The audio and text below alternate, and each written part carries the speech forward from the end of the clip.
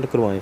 تو اس مقصد کے لیے آج میں آپ کے ساتھ ایک اور پروڈکٹ کے بارے میں بات کرنے جا رہا ہوں جو کہ اسکیب فری لوشن ہے۔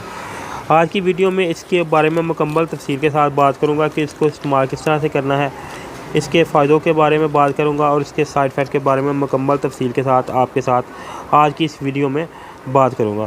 اسکیب فری کی بات کریں تو اس میں کریم اور لوشن دونوں فارم میں مارکیٹ میں آتی ہے۔ آج کی اس ویڈیو میں میں آپ کے ساتھ صرف لوشن کے بارے میں بات کروں گا، اس کی کریم کے بارے میں پھر کبھی ویڈیو مکمل تفصیل کے ساتھ بنائیں گے۔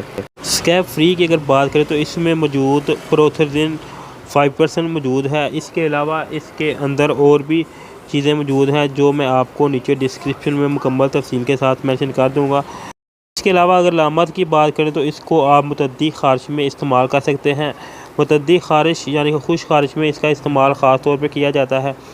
ایسے مریض جن کو پروتھرزن الرجی ہے وہ اس کا استعمال